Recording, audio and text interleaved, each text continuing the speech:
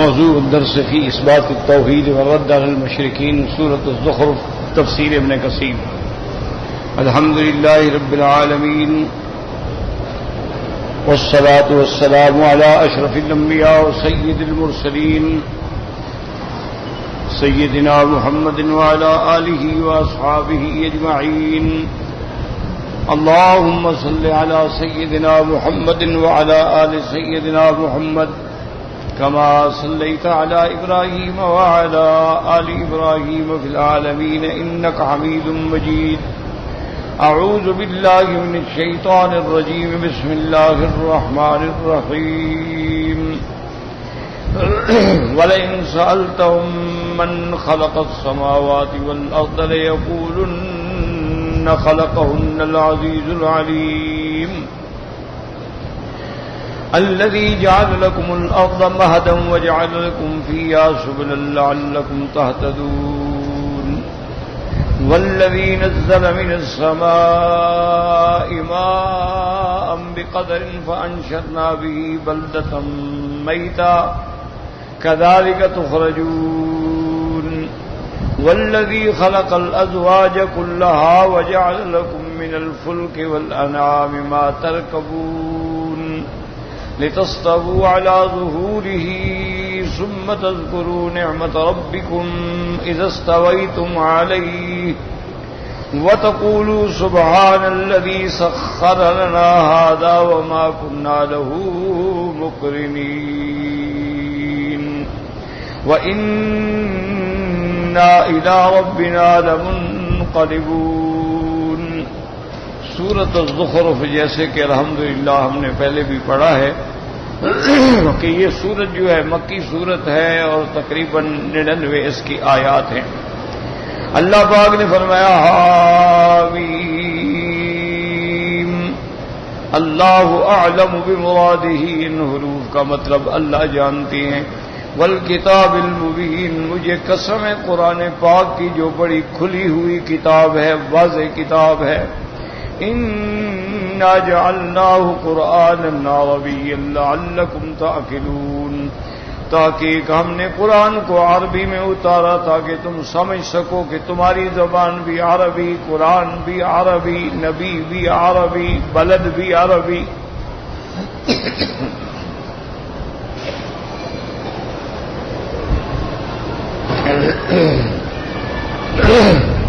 ورنہ پہلی کتابیں جو ہیں وہ یا عبرانی میں ہیں یا سریانی میں ہیں. عربی کے اندر صرف اللہ کا قرآن اترا ہے. وَإِنَّهُ فِي أُمِّ الْكِتَابِ لَدَيْنَا لَعَلِيٌّ حَكِيمٌ. اللہ پاک نے فرمایا یہ قرآن پاک کی شان ہے کہ یہ ہمارے ہاں ام الکتاب لوح محفوظ میں ہمارے پاس محفوظ ہے. ہمارے پاس ہے لَعَلِيٌّ حکیم. علی کا معنی یہ بڑی بلند عظمت والا شان والا ہے اور محکم کتاب ہے. افنضرب عنکم الذکر صفحا ان کنتم قوما مسرفین. اللہ پاک نے فرمایا کیا تم یہ چاہتے ہو کہ ہم تم سے رخ پھیر لیں، تمہیں دعوت ہی نہ دیں، تبلیغ ہی نہ کریں، اس لیے کہ تم قوم و حد سے نکلنے والی. یعنی یہ تو نہیں ہے کہ اگر تم لوگ نہیں مانتے ہو تو ہم قرآن اتارنا بھی بند کر دیں اور تبلیغ بھی بند کر دیں. تو یہ تو جہالت ہے تمہاری. اسی سے علماء نے مسئلہ نکالا ہے کہ اگر کوئی قوم نہیں مانتی، کافر ہیں، مشرک ہیں، فاسق ہیں، فاجر، آپ دعوت پہ لگے رہیں، آپ اپنا کام کرتے رہیں. وہ جیسے ایک مثال ہے، اللہ عالم صحیح ہے یا غلط ہے، کہ دریا کے کنارے پہ کوئی بچھو ڈوب رہا تھا تو ایک بزرگ بیٹھے تھے، انہوں نے ہاتھ دے کے بچھو کو نکالا. وہ جب ہاتھ دیں تو وہ ڈنگ مار دے، وہ تکلیف سے پھر گر جائے، وہ پھر ہاتھ دے دیں. تو ایک آدمی گزرا، اس نے کہا حضرت وہ بچھو آپ کو ڈنگ مارتا ہے، دفع کریں مولی چیز. میں وہ بری عادت نہیں چھوڑتا تو میں اچھی عادت کیوں چھوڑوں؟ وہ ڈنگ مارنے کی عادت نہیں چھوڑ رہا تو میں بچانے کی کوشش کیوں نہ کروں؟ تو اس لیے حکم ہے کہ اگر لوگ نہیں مانتے ہیں، اگر لوگوں میں عصیان ہے، معصیت ہے، نافرمانی ہے، اس کا معنی یہ نہیں کہ ہم گھر بیٹھ جائیں، ہم لگے رہیں اپنی دعوت. اور اب حضور کو تسلی فرما رہے وَكَمْ أَرْسَلْنَا مِن نبی فی الاولین، اور میرے محبوب صلی اللہ علیہ وسلم آپ سے پہلے ہم نے پہلی امتوں میں کتنے نبی بھیجے. وما یاتیہم من نبی الا کانوا بہ یستہزئون، اور نہیں آیا ان کے پاس کوئی نبی مگر ٹھٹھا کرتے تھے، مخول کرتے تھے، اعراض کرتے تھے. نتیجہ کیا نکلا؟ فَأَهْلَكْنَا شَدَّ مِنْهُمْ بَطْشًا وَمَضَىٰ مَثَلُ الْأَوَّلِينَ، پھر ہم نے اسی دنیا میں مکذبین میں جو زیادہ طاقت والے تھے ان کو ہلاک کر ڈالا. اور یہی ہمارا طریقہ ہے، یہی ان کے لیے عبرت ہے. اگر آپ کی قوم بھی تکذیب کرے گی تو اللہ ان کو بھی ہلاک کر دے. اب توحید کا مسئلہ، وَلَئِن سَأَلْتَهُم مَّنْ خَلَقَ السَّمَاوَاتِ وَالْأَرْضَ لَيَقُولُنَّ خَلَقَهُنَّ الْعَزِيزُ الْعَلِيمُ، اگر آپ ان سے پوچھیں کہ آسمانوں اور زمینوں کو کس نے پیدا کیا ہے تو کہتے ہیں اسی اللہ نے جو غالب ہے، جو علم والا ہے. الذی جعل لکم الارض مہدا، جس نے تمہارے لیے زمین کو آرام کی جگہ بنایا. وجعل لکم فیہا سبلا لعلکم تہتدون، اور پھر زمین میں تمہارے لیے رستے بنائے، وادیاں بنائیں، گھاٹیاں بنائیں تاکہ تم ہدایت پکڑ سکو، اپنی منزل پہ پہنچ سکو. والذی نزل من السماء ماء بقدر فانشرنا به بلدة میتا، اللہ نے فرمایا وہ ذات جو اتارتے ہیں آسمان سے پانی ایک اندازے کے مطابق کہ جتنا تم کو ضرورت ہے، تھوڑا اترے تب بھی فائدہ نہیں، زیادہ اترے طوفان بن جائے گا. یہ اس کا نظام ہے کہ ایک اندازے سے پانی اتارتے ہیں اور پھر مردہ زمینوں کو زندہ کرتے ہیں. فرمایا کذالک تخرجون، جس طرح ہم نے مردہ زمینوں کو زندہ کر کے اس سے کھیتیاں نکالی ہیں، ہم اسی طرح تمہیں بھی قبروں سے اٹھائیں گے اور تم بھی اللہ تبارک و تعالیٰ کی دربار میں پیش ہوگے. یہ وہ سبق تھے جو ہم الحمدللہ پڑھ چکے ہیں، اور آج کے سبق میں اللہ نے اور ارشاد فرمایا اپنی قدرت. والذی خلق الازواج کلھا وجعل لکم من الفلک والانعام ما ترکبون. اللہ نے فرمایا وہ ذات، یہ اللہ کی صفات ہیں، یاد رکھو، چونکہ ہم اللہ کو تو نہیں دیکھ سکتے، تو اب اللہ کو کیسے پہچانیں گے؟ تو اس کی نشانیوں سے پہچانیں. دیکھتے نہیں ہیں آپ پوری دنیا میں ایک نظام ہے، کوئی درزی ہے تو کپڑے سلا کے بنا کے لٹکا دیتا ہے، اس سے دیکھ کے آپ اندازہ کرتے ہیں کہ یہ کیسا ہے. اسی طرح ہر آدمی اپنا ایک ماڈل پیش کرتا ہے. تو اللہ تبارک و تعالیٰ کی ساری کائنات جو ہے اس کی قدرت پہ، اس کی خدائی پہ، اس کی الوہیت پہ، اس کے تصرف پہ، اس کی تدبیر پہ دلائل ہیں. اس لیے فرماتے ہیں والذی خلق الازواج کلھا، وہ ذات جس نے ہر قسم کے پھل، ہر قسم کی کھیتیاں تمہارے لیے پیدا کی. ازواج مانا انواع، ہر نوع کی چیزیں پیدا کی ہیں، کہ کہیں گندم کے کھیت لہا رہے ہیں، کہیں آپ دیکھتے ہیں تو جو ہے، کہیں دیکھتے ہیں سورج مکھی ہے، کہیں کپاس ہے، کہیں گنا ہے، کہیں باغ ہے، کہیں پھل ہیں، کہیں انگور ہیں، کہیں انار ہیں. اور پھر ہر ملک میں اللہ نے نعمتوں کو تقسیم کر دیا ہے کہ ایک نعمت اس ملک میں ہوتی ہے، یہاں نہیں ہوتی، ایک نعمت اس ملک میں ہوتی ہے، وہاں نہیں ہوتی. اللہ کا نظام دیکھ، تاکہ ہر ملک جو ہے وہ تجارتی طور پر ایک دوسرے کا محتاج رہے. حتیٰ کہ تاریخ میں آتا ہے کہ ایک ایسا ملک بھی تھا جس میں اتنا وافر سونا تھا کہ ان کے پہاڑوں میں، ان کی غاروں میں، ان کے ساتھ کے زمینوں میں ہر جگہ سونا ہی سونا، لیکن ان کے پاس نمک نہیں تھا. تو اس لیے انہوں نے باقاعدہ یہ اعلان کر رکھا تھا کہ جو بندہ ہمارے پاس نمک لے آئے، 1 کلو نمک لے آؤ، 1 کلو سونا لے جاؤ. تو اب وہ نمک کے محتاج ہیں اور نمک والے جو ہیں وہ سونے کے محتاج. تو اللہ کا ایک نظام ہے کہ بعض چیزیں عجم میں ہیں عرب میں نہیں ہیں، بعض چیزیں عرب میں ہیں وہ عجم میں نہیں ہیں۔ اور پھر اللہ کی قدرت کا کمال دیکھیں کہ زمین ایک ہے، اسی زمین میں سے آپ دیکھتے ہیں کپاس بھی اگ رہی ہے، گھاس بھی اگ رہے ہیں، اور کہیں کھجور کے درخت ہیں، کہیں آموں کے درخت ہیں، کہیں کنوں کے درخت ہیں، کہیں سبزیاں ہیں، اور انواع و اقسام کی سبزیاں ہیں۔ اچھا، بعض سبزیاں گرمیوں میں ہوتی ہیں، بعض سردیوں میں ہوتی ہیں، بعض سبزیاں ایسی ہیں جو پانی کے اندر ہوتی ہیں۔ اللہ کا نظام دیکھیں، اس لیے فرمایا والذی خلق الازواج کلھا، ہر چیز کی نوع پیدا کیا، وجعل لکم من الفلک والانعام ما ترکبون۔ اچھا، اب اللہ نے دو سواریوں کا ذکر کیا ہے۔ ایک سواری کا ذکر فرمایا ہے کہ کشتیاں ہیں۔ اچھا، یہ سواری ایسی ہے جسے تم بھی بناتے ہو، ٹھیک ہے، قدرت اللہ نے، عقل اللہ نے دیا، لیکن بنانے میں تمہارا دخل ہے کہ تم لکڑی لاتے ہو، بناتے ہو، اس کے اوپر ہر قسم کے انتظام کرتے ہو۔ لیکن ایک سواری ایسی ہے جس کو تم کچھ بھی نہیں کرتے، اللہ نے تمہارے لیے جانور پیدا کیے ہیں، اونٹ پیدا کیے ہیں۔ تو اب اونٹ ہے، خچر ہے، گدھا ہے، گھوڑا ہے، اس میں تمہارا کیا ہے؟ تم نے کیا حصہ ڈالا ہے؟ تم نے تو کچھ نہیں کیا۔ تو دو قسم کی سواریاں ہیں، ایک وہ سواریاں ہیں جو بظاہر تم بناتے ہو، لیکن تمہارا بنانا جو ہے وہ بھی تو اللہ کے حکم سے۔ اگر اللہ تمہیں عقل ہی نہ دیتا کیسے بناتے؟ اللہ تمہیں ہاتھ ہی نہ دیتا کیسے بناتے؟ اللہ تمہیں یہ فہم ہی نہ دیتا تو کیسے بناتے؟ اللہ تبارک و تعالیٰ اس کا نقشہ نہ سمجھاتے تو کیسے بناتے؟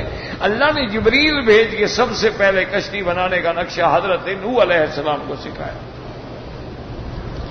اللہ نے حکم دیا تھا وَاصْنَعِ الْفُلْكَ بِأَعْيُنِنَا وَوَحْيِنَا۔ اللہ نے حکم فرمایا کہ نوح علیہ السلام بالکل ہماری آنکھوں کے سامنے جیسے قدرت کو زیبا ہے، ہمارے سامنے آپ کشتی بنائیں اور ہم آپ کو سکھاتے ہیں کہ کیسے بنانی ہے۔ اب جبریل علیہ السلام آئے، ان نے بتایا اس طرح لکڑیاں کاٹو، اس طرح پھٹے بناؤ، اس طرح میخے لگاؤ۔ اچھا، قوم کا یہ عالم تھا، قوم جب گزرتی نا اور دیکھتی کہ کشتی بنا رہے ہیں تو قوم کہتی دیکھو بڑے میاں کا نعوذ باللہ دماغ چل گیا، یہ کشتی بنا رہے ہیں جہاں پانی نہیں، کشتی دریاؤں میں بنتی ہے، کشتی نہروں میں، دریاؤں میں، سمندر میں، یہ خشکی پہ کشتی چلے گی بنا؟ یہ دیکھو بڑا میاں خشکی پہ بنا رہا ہے، الٹا مذاق کرتا۔ اللہ تبارک و تعالی نے حکم دیا نوح علیہ السلام کو کہ یا اللہ اب کشتی تو بن گئی، لیکن علامت کیا ہوگی کہ طوفان آنے والا ہے؟ اللہ نے فرمایا کہ یہ جو تنور ہے نا جس میں آگ جلاتے ہو، جب اس سے پانی ابلنا شروع ہو جائے تو سمجھے کہ میرا عذاب آ رہا۔ فوراً تم ہر چیز کے جوڑے جو ہیں نا کشتی میں سوار کر دو، جو مسلمان ہیں ان کو بھی سوار کر دو، ان کے علاوہ جو جانور ہیں ان کے بھی جوڑے جوڑے سوار کر دو، یعنی مذکر مؤنث، گھوڑا ہے، گھوڑی ہے، اونٹ ہے، اونٹنی ہے، دمبا ہے، دمبی ہے، بکرا ہے، بکری ہے، تو سب جوڑے جوڑے جو ہیں وہ بھی اس میں سوار کرو۔ اب اللہ تبارک و تعالیٰ کی شان دیکھیں گے، جب اللہ کا حکم ہوا، اللہ نے حکم دیا فَفَتَحْنَا أَبْوَابَ السَّمَاءِ بِمَاءٍ مُنْهَمِرٍ۔ اللہ نے حکم دیا کھول دو آسمان کے دروازے۔ پتہ ہے ایک حدیث میں آتا ہے، اللہ اکبر، دعا کیا کرو اللہ پورے عالم اسلام کو عذاب سے بچائے، اللہ اپنے عذاب رفع فرما دے۔ یا اللہ ہم تو اس قابل نہیں ہیں، لیکن اس دنیا میں تیرے جاندار مخلوق ہیں، کیڑے ہیں، مکوڑے ہیں، چیونٹیاں ہیں، یا اللہ ان پہ رحم کر کے ہم پر بھی رحم فرما دے۔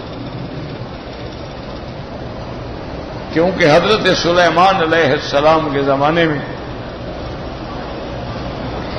شدید قحط ہو گیا، تو حضرت سلیمان علیہ السلام نے حکم دیا اپنی امت کو، جماعت کو، کہ سب باہر نکلو گرمی میں اور دھوپ میں جا کے کھڑے ہوں گے اور نماز پڑھیں گے اور دعائیں کریں گے اور اللہ سے بارش مانگیں۔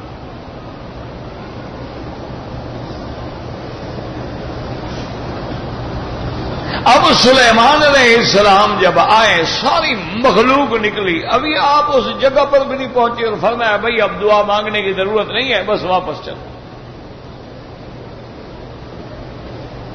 انہوں نے کہا حضرت دعا مانگنے کی کیوں؟ فرمایا بس بارش آ رہی ہے تو اب دعا مانگنے کی کیا ضرورت ہے؟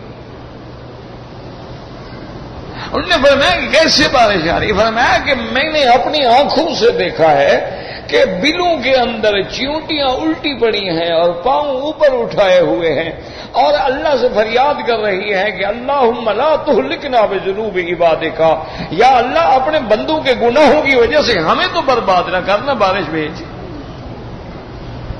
گناہ تیرے بندے کرتے ہیں، ہم تو نہیں کرتے۔ تو اگر پانی نہیں آئے گا زمین آگ بن جائے گی تو ہم لوگ بھی تو مر جائیں گے۔ تو فرمایا اللہ نے اس کی دعا سن لی ہے۔ تو اس لیے ہمیشہ یاد رکھیں کہ قرآن پاک کہتا ہے کہ اگر اللہ معافی نہ دینا، ہمیں ہمارے گناہوں پہ پکڑنا شروع کر دیں تو کوئی جاندار چیز آپ کو چلتی ہوئی بھی نظر نہ آئے۔ تو اب جناب جب طوفان آیا تو حدیث مبارک میں دو مقام پہ آتا ہے، ایک جب اللہ نے قوم عاد پہ ہوا بھیجی تھی، قرآن میں ہے، اللہ اکبر اللہ اکبر۔ اچھا وہ ہوا جب آئی تھی نا جی، اور قوم عاد اتنی بڑی اور مضبوط قوم تھی، قرآن خود کہتے ہیں کہ لم یخلق مثلھا فی البلاد، ان جیسے کبھی پیدا ہی نہیں ہوئے، بڑے قداور، 60 ہاتھ ان کا قد تھا، اور اتنے طاقتور تھے کہ جو پتھر 10 آدمی نہ اٹھا سکیں وہ اکیلے اٹھا کے سر پہ رکھ لیتے تھے۔ اسی لیے وہ ہمیشہ نخرے اور ناز سے کہتے تھے کہ من نشد منا قوتا، ہم سے کون زیادہ طاقتور ہے جو ہمیں ہلاک کر دے گا؟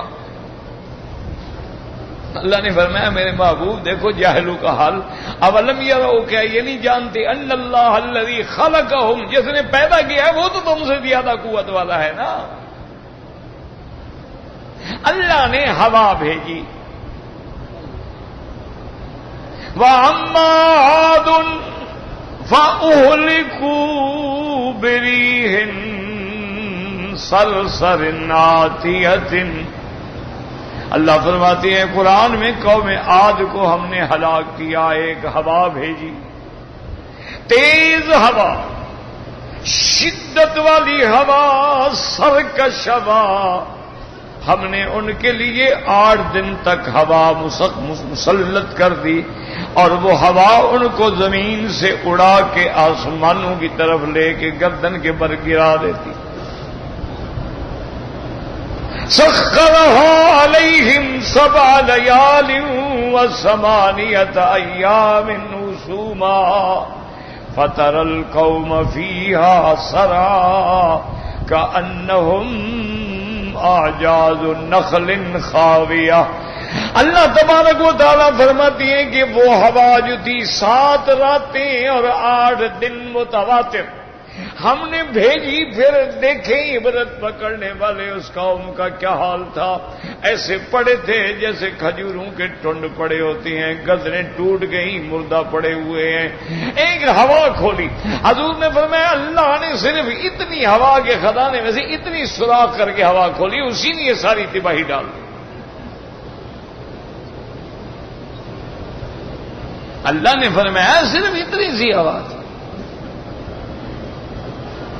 اسی طرح جب اللہ نے نوح علیہ السلام کی قوم کو غرق کیا تو اوپر سے بھی پانی برسایا، زمین کو بھی حکم دیا کہ تم اپنے پانی کو نکالو۔ قرآن کہتا ہے کہ پھر دونوں پانی مل گئے، فَالْتَقَى الْمَاءُ عَلَىٰ أَمْرٍ قَدْ قُدِرَ۔ اللہ تبارک و تعالیٰ کی جو فیصلہ تھا وہ پورا ہو گیا، پوری عالم میں طوفان نوح علیہ السلام آ گئے، کوئی نہ بچا مگر وہ جو حضرت نوح کی کشتی پہ تھے، سب کے سب ہلاک اور غرق ہو گئے۔ تو یاد رکھیں کہ اللہ نے جب کسی کو برباد کرنا ہو تو کیا دے دیں۔ تو اس لیے قرآن کہتا ہے کہ دیکھو ایک ہم نے تمہارے لیے کشتی بنائی، ایک جانور بنائے جن کی پشت پہ تم سوار ہوتے ہو، لیکن یاد رکھو جب تم سواری کرو تو غور کیا کرو، اتنا بڑا سرکش اونٹ ہے اور 7 سال کا بچہ اس کے اوپر بیٹھا ہے، اس کی مہار کو پکڑے ہوئے ہیں اور اس کی نکیل پکڑے ہوئے ہیں، جدھر چاہتا ہے کہتے ادھر جاؤ، کہتے ادھر جاؤ، کہتے بیٹھ جاؤ بٹھا دیتے، کہتے اٹھ جاؤ اٹھا دیتا۔ اتنے بڑے سرکش جانور کو تمہارے تابع کرنے والا کون؟ اس لیے اللہ تبارک و تعالیٰ فرماتے، دیکھیں دونوں چیزوں کا ذکر کر دیا، وہ سواری بھی ذکر کر دی جو دریاؤں میں چلتی ہے، وہ سواری بھی ذکر کر دی جو خشکی پہ چلتی، خشکی کے چلنے والے جانور ہیں، دریاؤں میں چلنے والے جو ہیں۔ اب آگے بتائیں لِتَسْتَوُوا عَلَىٰ ظُهُورِهِ ثُمَّ تَذْكُرُوا نِعْمَةَ رَبِّكُمْ۔ میرے بندے جب تم ان پہ سوار ہو جاؤ، ان پہ بیٹھ جاؤ، پھر یاد کرو کہ کیسی اللہ کی نعمتیں ہیں کہ جس نے تمہارے لیے یہ چیزیں مسخر کر دی ہیں۔ وَتَقُولُوا سُبْحَانَ الَّذِي سَخَّرَ لَنَا هَٰذَا وَمَا كُنَّا لَهُ مُقْرِنِينَ، اور کہو پاک ہے ذات اس کی جس نے ان سواریوں کو ہمارے تابع کر دیا ہے، ہم تو ان کو طاقت نہیں رکھتے تھے اپنے تابع کرنے کی، یہ مولا تیری ذات کا کرم ہے کہ تو نے ان کو مسخر کر دیا ہے۔ تو جب اور اس کے بعد یہ بھی غور کرو، وَإِنَّا إِلَىٰ رَبِّنَا لَمُنْقَلِبُونَ، اور ہم سب نے اپنے رب کی طرف لوٹ جانا ہے، جیسے مسافر سفر کر کے گھر لوٹ آتا ہے، ہر بندہ سفر کر کے دنیا کا اصل گھر آخرت میں لوٹ آئے گا، لہذا اس گھڑی کو بھی یاد کرو کہ وَإِنَّا إِلَىٰ رَبِّنَا لَمُنْقَلِبُونَ۔ حدیث میں آتا ہے کہ حضرت علی رضی اللہ تعالی عنہ جب کسی گھوڑے پہ سوار ہوتے، جب اس کے رکاب میں پاؤں رکھتے تو فرماتی بسم اللہ، اور جب اس کے اوپر بیٹھ جاتے تو کہتے الحمدللہ الذی سخر لنا ھذا وما کننا لہ مقرنین۔ اور اسی طرح حکم ہے کہ جب کشتی میں سوار ہوں تو آپ پڑھیں بسم اللہ، اور جب اوپر آ جائیں قال ارکبوا فیہا بسم اللہ مجریہا ومرساہا ان ربی لغفور رحیم۔ اسی طرح یاد رکھیں، قرطبی نے بھی اس حدیث کو نقل کیا ہے حضرت ابن عباس کے قول کو، یاد فرمانے بڑی عظیم نعمت ہے۔ حضرت ابن عباس فرماتے تھے کہ اللہ تبارک و تعالی نے قرآن میں 2 آیتیں ایسی بھیجی ہیں، حدیث میں آتا ہے کہ آیتان امانان لامتی من الغرق والحرق والہدم، او کما قال، یہ 2 آیتیں جو ہیں میری امت کے لیے امان ہیں، جو ان کو پڑھ لے گا اللہ اس کو غرق ہونے سے، جل جانے سے، حادثے سے محفوظ رکھے گا۔ یہ 2 آیتیں ہیں، جب بھی آپ کسی سواری پہ سوار ہوں ان کو 3 دفعہ 7 دفعہ کم از کم 1 دفعہ پڑھ لیں۔ تو حضرت ابن عباس فرماتے تھے کہ جو بندہ ان آیات کو پڑھے گا سواری پہ، اس کے بعد اگر ایکسیڈنٹ ہو جائے، وہ مر جائے، تو فرماتے تھے قیامت والے دن اس کی دیت جو ہے ابن عباس ادا کرے گا۔ یعنی ایسی یقین، وہ آیت کیا ہے، وما قدر اللہ حق قدرہ والارض جميعا قبضته يوم القيامة والسماوات مطويات بيمينه سبحانه وتعالى عما يشركون بسم الله مجريها ومرساها ان ربي لغفور رحيم۔ یہ 2 آیتیں پڑھنے چلتے ہوئے، اور اسی طرح میرے محبوب نے رحمت دو عالم کی ایک اور دعا بھی ہے سفر کی، فرماتی تھی جب سفر میں ہوتی اللہ اکبر اللہ اکبر اللہ اکبر اللہم انا نسألک فی سفرنا ھذا البر والتقوی والعمل بما تحب وترضى اللہم انا نعوذ بک من وعثاء السفر وکآبۃ المنظر وسوء المنقلب فی المال والاہل والولد اللہم انت الصاحب فی السفر والخلیفۃ فی الاہل سبحان الذی سخر لنا ھذا وما كنا له مقرنین وإنا إلى ربنا لمنقلبون. یہ اگر پڑھنے اور جب واپس آئیں سفر ختم کر کے اپنے گھر واپس آئبون تائبون عابدون لربنا حامدون، تو یہ وہ دعائیں ہیں، یہ ایسی نعمتیں ہیں اور یہ ایسے اکثیر ہیں کہ جو بندہ یقین کامل سے پڑھ لیتا ہے اللہ اس کو ہر قسم کے حوادث سے محفوظ کر دیتے ہیں اور وہ دنیا و آخرت کے حوادث سے محفوظ ہو جاتا ہے. یعنی الحمدللہ ثم الحمدللہ ہم نے ان آیات کا 1000 بار تجربہ کیا. میرا اپنا ایک تعلق والا آدمی تھا، اس بیچارے کی کوئی قدرت کی بات تھی، جب وہ گاڑی لیتا ایکسیڈنٹ ہو جاتا. اس کے بیچارے کے تقریباً کوئی 6 یا 7 ایکسیڈنٹ. اب اس کو گھر والوں نے اور سب نے کہا کہ بھائی باز آ جاؤ، بس چھوڑو گاڑی نہ چلاؤ. حالانکہ بہت اچھا ڈرائیور، ایک تو ہوتا ہے نا یہ ناڑی ہے چلو بھائی غلطی سے نہیں، پائلٹ قسم کا ڈرائیور. میں نے اس کو یہ 2 آیات لکھ کے دی، میں نے کہا ان کو یاد کرو اور جب بھی بیٹھو تو کم از کم 3 دفعہ ورنہ 7 دفعہ پڑھ لیا کرو. الحمدللہ آج کم از کم میرے خیال میں 10 سال گزر گئے، وہ دن اور آج کا دن پھر حادثہ نہیں ہوا.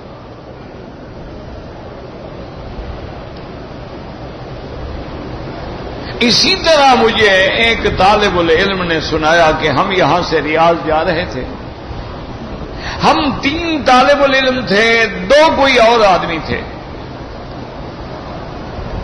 اور ریاض یعنی کم از کم 1200 کلومیٹر کا سفر ہے. اور ماشاءاللہ بڑی گاڑی تھی، امریکن گاڑی تھی، اور ڈرائیور یہاں کے آپ کو پتہ ہے جو چلاتے ہیں گاڑی. تو طالبہ نے کہا کہ ہم نے یہ 3 دفعہ ساری دعائیں پڑھ لیں، تو باقی کا ہمیں پتہ نہیں انہوں نے پڑھی یا نہیں پڑھی، لیکن ہم نے پڑھ لی. اب گاڑی جو ہے نا جناب وہ 180 کلومیٹر پہ جا رہی ہے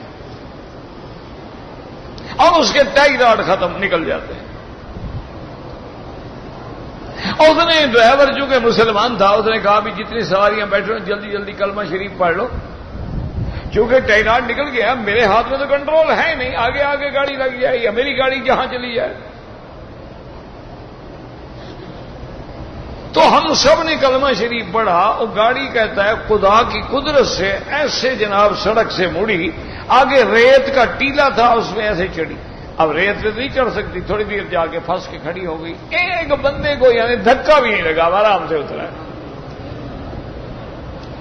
اس نے کہا بھی بات سنو، تم میں سے کسی آدمی نے کچھ پڑھا ہے جس کی برکت سے اللہ نے بچایا؟ تو یہ ایسی نعمتیں ہیں آج کل مسلمان، ورنہ حضور صلی اللہ علیہ وسلم نے ہمیں ہر دعا سکھائی ہے کہ حمام میں جاؤ تو پڑھو اللہم انی اعوذ بک من الخبث والخبائث. حمام سے نکلو تو پڑھو الحمدللہ الذی عافانی عن الاذی غفرانک. حضور پاک نے فرمایا ہے کہ اگر تم بستر پہ سونے کے لیے جا رہے ہو تو بستر کو پہلے کپڑے سے جھاڑ لیا کرو. اگر نیند کر کے بستر سے اٹھو حمام جاؤ پھر سونے لگو پھر جھاڑ لو، پتہ نہیں من خلف کا تیرے بعد خدا جانے کو کیڑا آ گیا، کو بچھو آ گیا، کو چیز آ گئی. اور فرمایا جب اس کے بعد سونا ہو تو اپنا دایاں ہاتھ جو ہے رخسار کے نیچے رکھ کے بسم اللہ اسم کا وضاحت جنبی فاغفر لی ذنبی اور اللہم انی اسلمت لک نفسی ووجہت لک وجہی واسندت لک ظہری رغبتا ورہبتا لا ملجأ ولا منجا منك الا الیک باسمک احیا وباسمک اموت والیک النشور. اور اس کے بعد فرمایا بسم اللہ الذی لا یضر مع اسمہ شیء فی الارض ولا فی السماء وهو السمیع العلیم. فرمایا 3 دفعہ پڑھ لو، دنیا کی کوئی طاقت تمہیں نقصان نہیں پہنچا سکتی. لیکن یاد رکھو تقدیر تقدیر ہوتی ہے. جس صحابی نے یہ روایت کی ہے نا، ان پر فالج کا حملہ ہو گیا.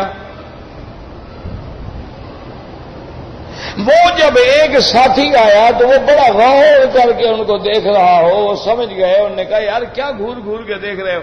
یہی دیکھ رہے ہو نا کہ میں نے یہ حدیث بیان کی اور مجھ پر تو فالج ہو گیا. انہوں نے کہا ہاں دیکھ سی. انہوں نے کہا آج اللہ کی شان ہے مجھے پڑھنا یاد ہی نہیں رہا. تو جس دن تقدیر آنی ہو پھر وہ کلام ہی بھول جاتے ہیں، یاد ہی نہیں رہتے، بندہ پڑھ ہی نہیں سکتا. اسی لیے عربوں کا محاورہ ہے اذا جاء القدر عمی البصر، کہ جب اللہ کی تقدیر آ جاتی ہے پھر آنکھیں اندھی ہو جاتی. آپ نے دیکھا نہیں کئی ڈرائیوروں سے پوچھا ہے ایکسیڈنٹ ہو گیا تو جی خدا کی قسم مجھے پتہ نہیں میرے آگے کیا ہے، مجھے کچھ نظر نہیں. تو اس لیے یاد رکھو تقدیر تو تقدیر ہے، لیکن تدبیر کا بھی اسی اللہ نے ہمیں حکم دیا ہے کہ اپنی طرف سے تدبیر کرو اور توکل جو ہے وہ اللہ تبارک و تعالیٰ کی ذات پہ کرو. تو یہ ساری آیات جو ہیں یہ دلائل ہیں اللہ تبارک و تعالیٰ کی وحدانیت کے، اللہ تبارک و تعالیٰ کی قدرت کے. اچھا توحید کیسے سمجھو گے کہ اللہ فرماتے ہیں کہ آسمان اور زمین بنانے والا کون ہے؟ اللہ. تو کسی اور نے بنائی ہے؟ بنا سکتا ہے کوئی ایک چھوٹا سا ٹکڑا؟ تو جب وہ خالق نہیں تو مخلوق کے لیے معبود کیسے بن گیا؟ معبود تو وہ ہوگا جو خالق ہوگا، جس کی مخلوق ہوگی. اچھا کوئی آدمی چاہے کہ جی بارش ہو جائے، نہیں کر سکتا. تو بارش اتانے والا اور پھر زمین میں سے کھیتیاں اگانے والا. اب دیکھو نا جی تم نے گندم کا ایک دانہ مٹی میں ڈال دیا، اللہ کی شان دیکھو اس کی 2 شاخیں نکلتی ہیں، ایک نیچے اور ایک اوپر. نیچے والی زمین میں جا رہی ہے تاکہ اس پہ کھڑا ہو سکے، اور اوپر والی اوپر جا رہی ہے کہ اسی کے اوپر جا کے دانے لگیں گے. اچھا پھر دیکھیں کہ اللہ نے 7 سنابل فی کل سنبلۃ 100 حبہ، ایک شاخ کے اوپر جناب اللہ نے ایک اس کا سنبل لگایا ہے اور ہر ایک میں دانہ ہے، اور ہر دانے پہ جو پردہ ہے کوئی دنیا کی طاقت ایسا پردہ بنا سکتی ہے؟ اچھا ایک دن اپنا ذرا عقل لڑاؤ. دیکھو نا انار ہے نا، انار اس کو کھولو تو اس کو کھول کے اس کے دانے نکال، اس کو پھر ذرا مجھے سیٹ کر کے دکھا دو. حالانکہ وہ جگہ موجود ہے جہاں جہاں سے دانے نکلے ہیں، وہ جگہ بھی موجود ہے، تم اسی طرح پھر رکھ کے مجھے دکھلا دو. اللہ فرماتا ہے کہ ایک اندر ہم نے ایک ایسا اتنا بڑا انار بنایا ہے، اس کے اندر چھوٹے چھوٹے دانے ہیں، ان کی حفاظت کے لیے ہم نے کھانے بنائے. یہ بنانے والا کون ہے؟ اچھا پھر خدا کی قدرت دیکھو، بعض انار ایسی ہیں باہر سے سرخ ہیں، کاٹو اندر سے سفید ہے، بعض باہر سے سفید ہیں اندر دانہ سرخ ہے. یہ اس کو رنگ کس نے بھرا ہے؟ بعض پھول ایسے ہیں جناب چلو سفید ہے، سیاہ ہے، نیلا ہے، پھر اچھا بعض پھول ایسے ہیں جن میں اتنے رنگ ہیں کہ بندہ گن نہیں سکتا. پانی بھی ایک ہے، زمین بھی ایک ہے، یہاں گلاب ہے، یہاں چمپا ہے، یہاں رات کی رانی ہے، یہاں دن کا راجا ہے، یہاں جناب اپنا چمیلی ہے، یہاں چمپا ہے، یہاں نرگس ہے. ایک ہی پانی، ایک ہی زمین ہے، ہر پھول کی اپنا درخت ہے، اپنا جھاڑ ہے، اپنی خوشبو ہے، اپنا رنگ ہے. اللہ پاک فرماتے اتنی چیزوں کو دیکھنے کے باوجود بھی تمہیں میری قدرت سمجھ نہیں آئی. اور پھر دیکھو فرماتی ہے میں رزق بھی انداز سے دیتا ہوں، پانی بھی انداز سے اتارتا ہوں. دیکھتے نہیں ہوگے کبھی تھوڑا سا زیادہ کر دیتے ہیں، طوفان آ جاتے ہیں، تباہی پھیلا دیتے ہیں. تو یہ ساری چیزیں دیکھنے کے پھر میں نے تیرے لیے سواریاں پیدا کی ہیں، تیرے لیے کشتیاں بنائی ہیں، تیرے لیے دریا بنائے، تیرے لیے ساری نعمتیں بنائی، ان سب کو دیکھنے کے باوجود بھی تمہیں میری قدرت اور میری خدائی اور میری توحید اور میری الوہیت سمجھ نہیں آئی۔ اور اگر سمجھ آ جائے تو یہ بھی یاد رکھ لو کہ اگر ہم ان چیزوں کو بنانے پہ قادر ہیں، ان کو فنا کرنے پہ قادر ہیں، کھیتیاں اگانے پہ قادر ہیں، کھیتیوں کو برباد کرنے پہ قادر ہیں، تو اس دنیا کو فنا کر کے عالم آخرت لانے پہ بھی قادر ہیں۔ جیسے کھیتیاں زمین سے نکلتی ہیں، ایک وقت آئے گا جب تم قبروں سے نکل کے کھڑے ہو جاؤ۔ اللہ تبارک و تعالیٰ سے دعا کریں اللہ ہمیں صحیح عقیدہ نصیب فرما دے، اور اللہ عالم اسلام سے اپنے عذاب رفع فرما دے، اور دعا کریں کہ اللہ پاکستان کی حفاظت فرمائے۔ آپ کا ملک جو ہے نا بڑے انتہائی خطرناک حالات سے گزر رہا ہے، اور حالت آگے یہ ہے کہ جیسے بلی کو دیکھ کے کبوتر آنکھیں بند کر لیتا ہے نا، وہ سمجھتا ہے کہ بلی بھاگ گئی، بلی تو نہیں بھاگ گئی، سب نے آنکھیں بھی بند کی ہوئی ہیں اور کہتے ہیں سب اچھا ہے۔ ہمارے پاس تو بھائی کوئی سیاست نہیں، کوئی حکمت نہیں، کوئی عقل نہیں، دانائی نہیں، ہم تو ایک بات سمجھتے ہیں کہ رب راضی ہوگا تو عذاب ٹلے گا۔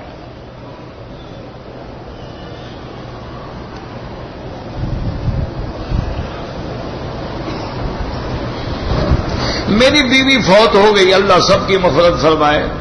اب مرحومہ کے لیے میں ایصال ثواب کرنا چاہتا ہوں، بڑی اچھی بات ہے، آپ ایسا کریں۔ سب سے بہتر یہ ہوتا ہے کہ پانی کا صدقہ، کیا مانا؟ جن جن جگہوں میں بستی میں علاقے میں غربت ہے، پریشان لوگ ہیں، نل نہیں ہے، پانی نہیں ہے، وہاں جا کے بور کرا کے نل لگوا دو، پانی کا انتظام کر دو۔ اسی طرح کوئی مسجد ہے بن رہی ہے نہ مکمل ہے، مکمل کرا دو۔ اسی طرح مساجد ہیں، مدارس ہیں، مدرسے میں طلباء ہیں، ان کے کمرے پورے نہیں ہوتے، ایک کمرہ بنا دو۔ مدارس میں طلباء کو کتابوں کی ضرورت ہے، کتابیں خرید کر کے دے دو۔ یہ ایسے صدقات ہیں جو جب تک چلتے رہیں گے ان کو ثواب ملتا رہے گا۔ کہتے ہیں جی میاں طفیل فوت ہو گیا، اللہ مغفرت فرمائے، اللہ ان کے درجات بلند فرمائے، اللہ تبارک و تعالی ان کی قبر کو اپنی رحمتوں سے روضۃ من ریاض الجنہ بنا دے۔ اللہم اغفرہ وارحمہ وتجاوز عنہ، اللہم اغفر لجمیع المسلمین والمسلمات والمؤمنین والمؤمنات۔ یہ مودودی صاحب کے بعد امیر بنے تھے میاں طفیل محمد، بڑا اچھے آدمی تھے اور بڑا مذہبی آدمی تھے اور دین کی تڑپ رکھنے والے لوگ تھے۔ میرے خیال میں عالم تو نہیں تھے، میرا خیال ہے، میں جانتا نہیں ہوں، لیکن اندازہ ہے میرا علماء میں سے تو نہیں تھے، لیکن بڑے دین والے آدمی تھے اور دین کی تڑپ رکھتے تھے، اور ایک دینی جماعت کا ماشاءاللہ قیادت کرتے تھے۔ اللہ ان کی مغفرت فرمائے، اللہ ان کے درجات بلند فرمائے۔ عورت حیض کے بعد جو ہے وہ کیسے غسل کرے؟ سب سے پہلی بات تو یہ ہے میرا بھائی کہ عورت جو ہے جب حیض اس کا ختم ہو جائے تو ایک کپاس کا پھایا لے کر اس کو خوشبو لگا کے، لیکن وہ خاص خوشبو ہوتی ہے، یہ عام جو چلتی ہے نا یہ نہیں، یہ کیمیکل والی ہے، یہ تو نقصان دہ ہے۔ خالص یعنی سندل ہے، خالص آئلی گلاب ہے، وہ اندر پھایا رکھے اور گھنٹہ 2 گھنٹے کے بعد تسلی کرے کہ باقی خون منجمد ہو گیا۔ اس سے یہ ہوتا ہے کہ اندر جتنی روائیں کریا، گندی ہوائیں اور گندی چیزیں ہوتی ہیں وہ ساری جھڑ جاتی ہیں خوشبو سے۔ پھر آگے اپنے بدن کو دھوئے، دھونے کے بعد پھر باقاعدہ جیسے وضو کرتے ہیں نا وضو کرے، اس کے بعد پھر سر سے لے کر پورے بدن پہ پانی پہنچائے اور بالوں کی بھی جڑوں میں پانی پہنچائے، جڑوں کے اندر پانی پہنچے، اور اگر بال گوندے ہوئے ہیں تو حیض اور نفاس میں کھولنے پڑیں گے، یاد رکھو۔ بعض علماء فرماتے ہیں کہ غسل جنابت میں کھولنے کی ضرورت نہیں ہے، اس میں تو پانی پہنچا دے اور اپنے ہاتھ سے بھی جڑوں تک پہنچ گیا ہے، کھولنے کی ضرورت نہیں، لیکن حیض اور نفاس میں کھولنے ہوں گے۔ سارے بدن میں پانی بہانے کے بعد کوئی جگہ باقی نہ رہے، پاک ہو گئی، بس یہ غسل کا طریقہ۔ مرد کا بھی یہی ہے، غسل میں کوئی دعا نہیں پڑھی جاتی، داخل ہونے سے پہلے پڑھی جاتی ہے اللہم انی اعوذ بک من الخبث والخبائث۔ یہ ہمارے جاہل لوگ ہوتے ہیں جو غسل کرتے ہیں نا پاک ہونے کے، لا الہ الا اللہ، لا الہ، یعنی کافر ہو گیا تھا بیوی کے ساتھ سونے سے، اب مسلمان ہو رہا ہے، بے وقوف احمق، اور کلمہ بھی ننگے ہو کے پڑھ رہا۔ اس سے بڑا جاہل کو دنیا میں پیدا ہوا ہے۔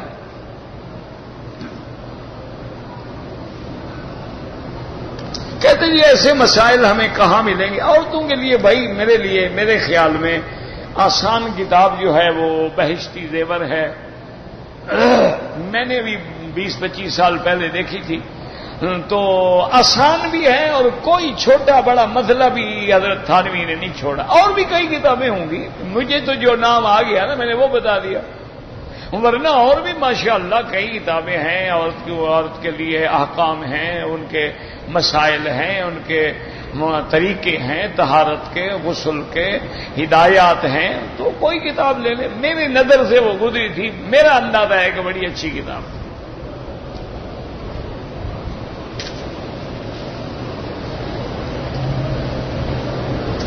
کہتے تھی کہ میں نے حج بدل کرنا ہے، تو حج بدل میں اپنی قربانی بھی کروں گا، اس بھی بابا ایک بات سمجھو، قربانی الگ چیز ہے، حج بدل کی بکری الگ چیز ہے۔ کیا تم لوگوں نے قربانی لگا رکھا ہے؟ قربانی کا کیا تعلق ہے حج سے؟ جو لوگ حج کرنے کے لیے نہیں آتے وہ بھی تو اپنے ملک میں قربانی کرتے ہیں، وہ اضحیہ ہے، وہ قربانی ہے۔ یہ تو حج جب کرو گے تو اب دیکھنا پڑے گا کہ تمہارا حج قران ہے، تمہارا حج تمتع ہے، تمہارا حج افراد ہے۔ اگر قران اور تمتع ہے تو دم قران ہے، دم تمتع ہے، اور اگر مفرد ہے تو پھر تمہارے لیے بکری ذبح کرنا ضروری نہیں ہے۔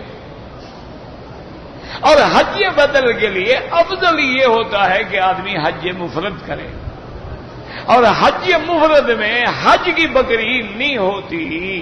وہ جو تم اپنے ملک میں قربانی کرتے وہ تو کرو گے، اس کا بدل والے کے ساتھ کیا تعلق ہے؟ اگر تم نے حج بدل کیا تمتع تو پھر بھی تمہیں ایک بکری رکھنی ہوگی جس کا حج ہے اس کے نام سے، لیکن وہ تمتع تب کر سکتے ہو کہ حج کرانے والا تمہیں تمتع کرنے کی اجازت بھی دے ساتھ۔ کیا مانا اس کو کہو بھی اب میں جا رہا ہوں تو میں 1 مہینہ کیسے احرام میں رہوں گا؟ اچھا میں رہنا بھی چاہوں، میں تو جاؤں گا تو مجھے مدینہ پاک بھیج دیں گے، پھر مدینہ منورہ سے مجھے واپس، تو سارا میں احرام میں رہوں۔ تو وہ اگر اجازت دے دے تو حج بدل میں آپ تمتع بھی کر سکتے ہیں، کوئی مسئلہ نہیں۔ تو بکری حج کی دیں گے، جس کا حج ہے اسی کی، آپ کی کیا ہے؟ آپ کے لیے تو کوئی، ہاں آپ پر جو قربانی ہے نصاب والی وہ اپنے ملک میں کرو۔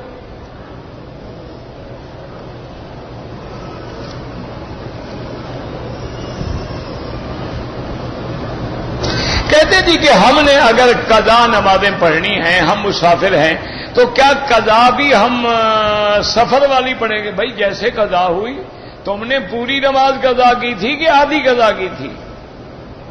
تو جیسے قضا کی تھی ویسے ادا کرو۔ تم نے 4 ریال لیے تھے تو 4 ریال ادا کرو، تم نے 2 لیے تھے 2 ادا کرو۔ سفر کی نماز قضا ہے تو قضا بھی سفری کرو گے۔ اگر تم نے اپنے گھر میں رہ کے نمازیں چھوڑی ہیں تو پوری پڑھو گے۔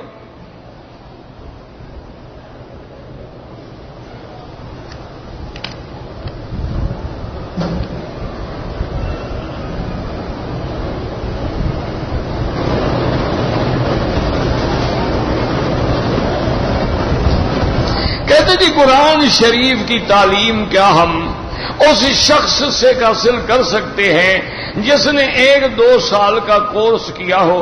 او یار جس نے 2 سال کا کورس کیا ہے جاہل سے تو وہ بہتر ہے نا۔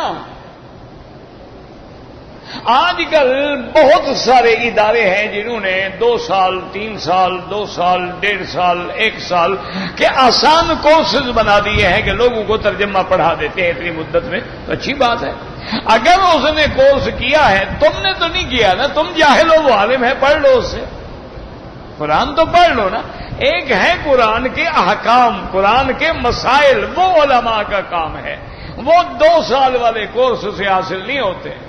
اس کے لیے کم از کم 14 علوم کی ضرورت ہوتی ہے. جب تک آدمی ان پر عبور نہ حاصل کر سکے وہ استنباط مسائل نہیں کر سکتا. ایک ہے ترجمہ پڑھ لو، موٹی موٹی باتیں سیکھ لو، آسان بات سیکھ لو، کھلی کھلی آسان تفسیر سیکھ لو.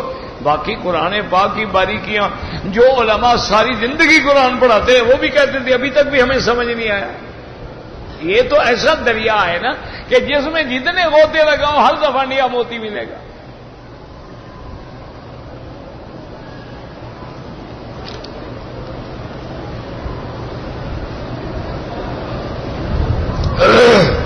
ہمیں دم پڑ گیا تو افضل یہ ہے کہ فوراً دے دو، اور اگر پیسے نہیں ہیں کوئی بات نہیں، اپنے ملک میں جا کر بھی پیسے بھیج کے دم ادا کر دو، کوئی مسئلہ نہیں.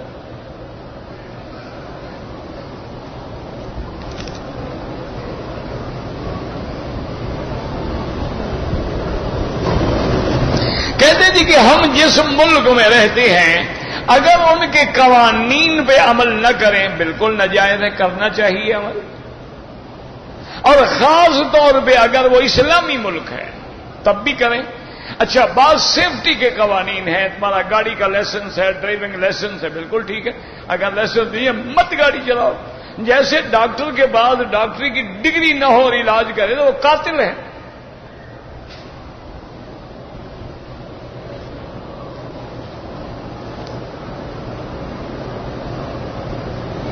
کہتے تھے کہ بریلوی اور دیوبندی میں کیا فرق ہے.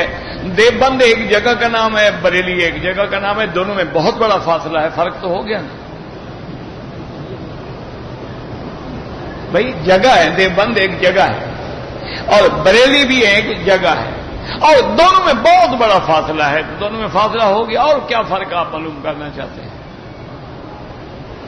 اور کوئی فرق یا تو آپ مجھے لکھیے. یہ تو نہیں نا کہ بریلی میں ہر رہنے والا بندہ مشرک ہے، دیوبند میں ہر رہنے والا بندہ پکا عقیدے والا، ان میں بھی کئی غلط ہیں. یہ کیا بات ہے بھائی؟ یہ تو کوئی ٹھیکہ نہیں ہوتا نا کہ جو آدمی دیوبند میں رہتا ہے وہ لازم صحیح اور عقیدہ ہوگا، اور جو بریلی میں رہتے ہیں وہ لازم غلط عقیدے کو ہوگا. غلط بات ہے. مکے میں رہنے والے صدیق بھی ہو سکتا ہے، ابو جہل بھی ہو سکتا ہے. مدینے میں رہنے والے میرے مدنی کے عاشق ابو ایوب انصاری بھی ہو سکتا ہے، عبداللہ ابن ابی منافق بھی ہو سکتا ہے. دشمن محمد مصطفیٰ ہے اور اسی کا بیٹا جو ہے وہ عاشق محمد مصطفیٰ ہے. یہ کیا بات ہے؟ جگہ سے تو کوئی مسئلہ نہیں.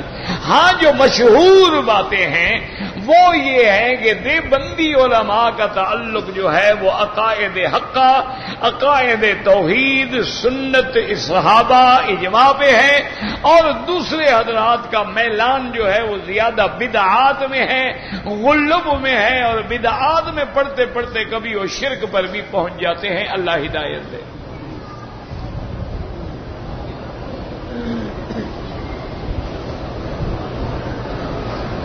مغرب کی اذان کے بعد امام ابو حنیفہ رحمت اللہ علیہ فرماتے ہیں کہ کوئی نفل نہ پڑھے، مغرب پڑھنے کے بعد پڑھے.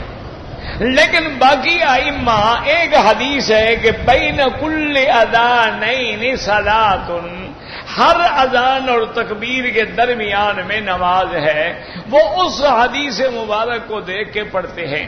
امام صاحب فرماتے ہیں اسی طرح ایک حدیث ہے کہ ہر 2 اذانوں کے درمیان میں نماز ہے الا المغرب، لیکن مغرب کے لیے نہیں ہے.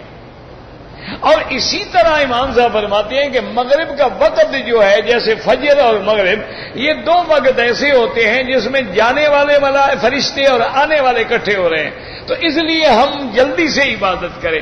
اور بعض ائمہ کے نزدیک تو مغرب کا وقت اتنا تھوڑا ہے کہ اذان ہونے کے بعد وہ کہتے ہیں نماز پڑھ کے فارغ ہوں تو مغرب کا وقت ختم ہو گیا. تو لہذا امام صاحب فرماتے ہیں کہ پہلے نماز کا فکر کرو، سنت نفل بعد میں پڑھ لو، تاکہ تمہارے فرض جو ہیں وہ تمام ائمہ کے نزدیک صحیح طریقے سے ادا ہو جائیں۔ یہاں چونکہ حنابلہ ہیں وقت دیتے ہیں، اس لیے اگر کوئی پڑھ لیتا ہے تو کوئی حرج نہیں، یا کسی نے طواف کیا، اب اس کے بعد اس نے درس میں بیٹھنا ہے، اس کو ٹائم مل گیا اور پڑھ لیا، کوئی مسئلہ نہیں۔ اور یہ باتیں یاد رکھو، یہ سارے مسئلے جو ہے نا مستحب افضل اولا کے ہیں، کفر اسلام کے نہیں ہیں کہ جو 2 رکعت پڑھے رسا لے کے گلے میں ڈال لو، اور جو نہ پڑھے اس کو کھینچ کے کھڑا کرو، پڑھو جی ورنہ ڈنڈا ماروں گا، پڑھ لیا نہیں پڑھا نہیں پڑھا۔ یہ تو اعلیٰ اولا کی باتیں ہیں، یہ کوئی لڑائی والی تو باتیں نہیں، لڑائی تو جاہل کرواتے ہیں۔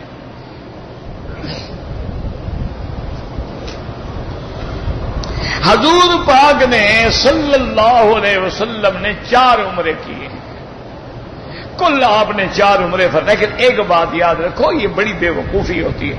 جب عمرہ قرآن سے ثابت ہے، میرے نبی سے ثابت ہے، اب کوئی لاکھ عمرہ کرے؟ دیکھو نا، مثلاً طواف ہے، حضور پاک نے کوئی ایک حدیث مجھے دکھا دو کہ ایک دن میں آپ نے 5 طواف کیے ہوں۔ لیکن اگر آج کوئی 5 طواف کرے تو بدعت ہو جائے گا۔ یہ جہالت والی بات ہے بھئی، جب طواف کرنا قرآن سے ثابت ہے، نبی پاک کے عمل سے ثابت ہے، اب کوئی 1000 کرے۔ جب عمرہ کرنا ثابت ہے تم 100 کر لو، جب حج کرنا ثابت ہے اللہ تمہیں 200 حج نصیب کر دے۔ یہ کیا؟ یہ تو بعض اوقات ہوتا ہے نا، یہ جیسے گاڑی چل رہی ہو نا تو اس کے بیرنگ جام ہو جائے نا، پھر وہ نہیں چلتی۔ بعض اوقات مسئلے کی وجہ سے ان مولویوں کے دماغ جام ہو جاتے ہیں، وہ ان کو گریس دینے کی ضرورت ہوتی ہے۔ اور ہمارے ہاں حلوہ تو ہوتا نہیں، ہم کیسے گریس دیں؟ حلوہ ہمارے دوسرے لے گئے، ضد انہوں نے لے لی، ہم درمیان میں پس گئے۔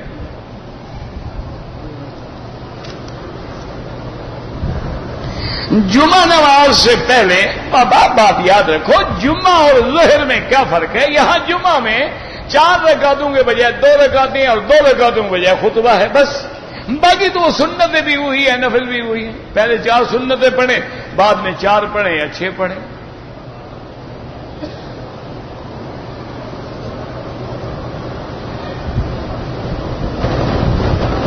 کہتے ہیں جی کہ مجبوری کے لیے، شادی کرنے کے لیے یا گھر بنانے کے لیے بینک سے قرضہ لینا 100% حرام ہے۔ ایسی شادی میں کیا برکت ہوگی جو حرام کے پیسے سے کرو گے؟ ایسے گھر میں کیا برکت آئے گی جو تم سود کے پیسے سے کرو گے؟ اللہ فرماتا ہے سود لینے والا میرے ساتھ جنگ کرے، تو اچھا گھر بنا رہے ہو، اللہ سے جنگ کرو گے؟ لعنت بھیجو، کئی لوگ ہیں جن کے پاس گھر نہیں ہے، کتنے لوگ ہیں بیچارے جھوپڑ پٹیوں میں پیدا ہوئے، اسی میں مر گئے، زندگی گزر گئی، نہیں ہے تو نہیں ہے۔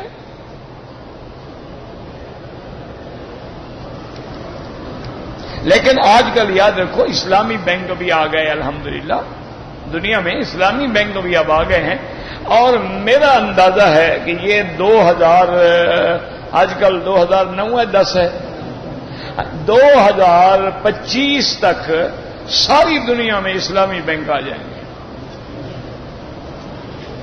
یہ کفر کے بینک ویسے مر جائیں گے۔ کیوں؟ اس کی وجہ ہے اسلامی بینک جہاں جہاں آئی ہے نا، یہودی بڑا سمجھدار ہے نا بدبخت، اس نے دیکھا یار اس میں زیادہ فائدہ ہے۔ حضرت تھانوی احتشام اللہ کے رحمت اللہ علیہ، آج بھی ہم یاد کر رہے تھے، اللہ ان قبر پہ رحمت کرے، وہ کبھی کبھی تقریر میں مثال بھی سناتے تھے تھوڑا سا چٹخارا لینے کے لیے۔ انہوں نے کہا کہ 2 ہمارے مہمان تھے، اللہ کی دربار میں پیش ہوئے تو فرشتوں نے کہا کہ اللہ میاں ان کی نیکیاں گناہ دونوں برابر ہو گئے ہیں، برابر سرابر ہیں، اب آپ جو حکم فرمائیں۔ تو انہوں نے فرمایا ہاں میرے بندے کا جنت میں بھیجوں کہ جہنم میں؟ انہوں نے کہا اللہ میاں جہاں 5% کا فائدہ ہو وہاں بھیج دیجیے۔ انہوں نے کہا بھی ہمیں تو فائدہ چاہیے۔ تو یاد رکھیں یہ سود وود جو ہے، اب اسلامی بینک کیوں آ رہے ہیں؟ اس لیے کہ ان بدبختوں نے دیکھا ہے کہ بھئی اسلامی نظام پہ مرابحہ، مشارکہ، اجارہ، یہ تو بڑا فائدے والی بات ہے۔ کیوں؟ مثال کے طور پر ہم نے یہودی بینک سے قرضہ لیا ہے کہ جی ہم ٹریکٹر لے رہے ہیں، ٹھیک ہے، ہم کار لے رہے ہیں، ٹھیک ہے، اچھا ہم نے وہ لے کر ہمیں ملی 1 لاکھ میں، مثلا ہم نے نقد 90,000 یا 80,000 کی بیچ دی، 20,000 کا گھاٹا یہ ہو گیا 1,00,000 جو سود چڑھنا تھا وہ چڑھ گیا، اب ہم کیسے ادا کریں گے؟ اسلام کہتا ہے نہیں، گاڑی میری ہے، بینک کی ہے، تمہیں ہم کرائے پر دے رہے ہیں، اجارہ کر رہے ہیں، اور جب تک تم کرائے والی قسطیں دیتے رہو گے ٹھیک ہے، اور ہم چھین لیں گے اپنی گاڑی، کھڑی کر دیں گے ہم، تاکہ ہمارا پیسے کون لے آئے گا؟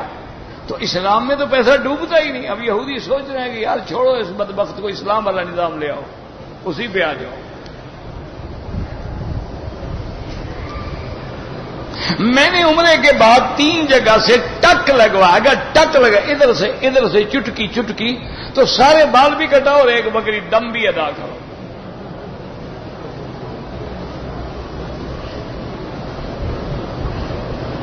بہرحال ہم 15 دن کے لیے آئے ہیں، کچھ دن مکہ میں مدینہ مسافر ہیں۔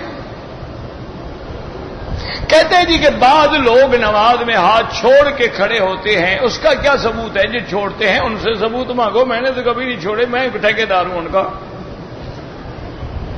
نہیں، جو کرتے ہیں ان کو پکڑ لو نا کہ بابا ثبوت دو۔ ہمارے نزدیک تو کوئی ثبوت نہیں، ساری زندگی حضور نے ہاتھ باندھے ہیں۔ جو کرتے ہیں ان کو پکڑو، ان کو کہو جی بتاؤ کون سی حدیث ہے کہ حضور پاک نے چھوڑ کے ہاتھ پڑے؟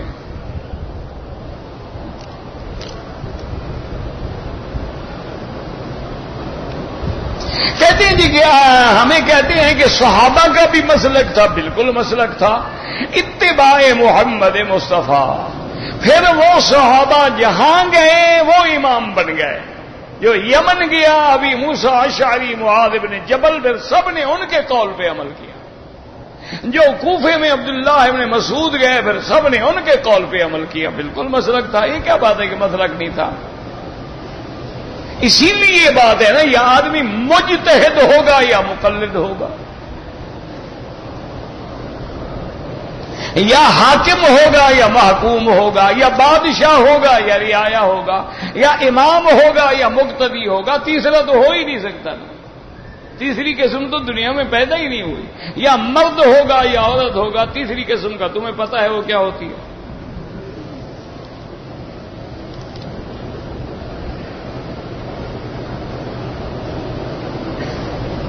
بہرحال جو لوگ 1-2 بچوں کے بعد آپریشن کر کے اولاد کو روکتے ہیں وہ قرآن کے بھی مخالف، حدیث محمد مصطفیٰ کے بھی مخالف۔ حضور نے فرمایا کہ جتنی اولاد زیادہ ہوگی انی مکافر بکم الامم یوم القیامہ، میں قیامت میں فخر کروں گا کہ میری امت زیادہ ہے۔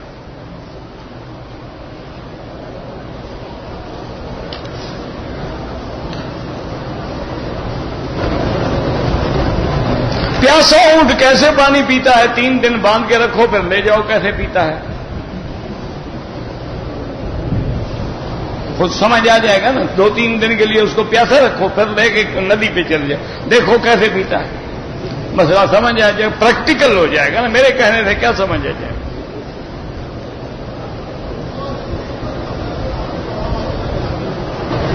جو لوگ مکے میں رہتے ہیں یا رمضان میں آگے رہ گئے، ان پہ کوئی بکری نہیں ہوتی، ان کا حج مفرد ہوتا ہے۔ میں تمام انبیاء کی طرف سے طواف کروں، آپ اپنے لیے طواف کرو، بس دعا مانگو اللہ ہمیں ان کی اتباع دے۔ اگر امام صاحب حیثیت ہو تو اس کی بھی خدمت کریں، بالکل کریں، ہدیہ دیں اس کو، تہادو تہابو، محبت بڑھے، احترام کریں، دعا سیدھی اللہ سے مانگیں۔ ایک آدمی نے منت مانی تھی کہ میرا کام ہو گیا تو میں مسجد میں یہ بنواؤں گا، کام تو ہو گیا اب نہیں آتا تو میں اس کو پکڑنے جاؤں گا نا۔ یہ بھی کوئی مسئلہ ہے کہ وہ نہیں منت پوری کرتا تو مجھے گھر بتاؤ، کل کٹھے چلیں گے، اس کو پکڑیں گے، اللہ کے پتہ نہیں کرتا، وہ جانے، خدا جانے۔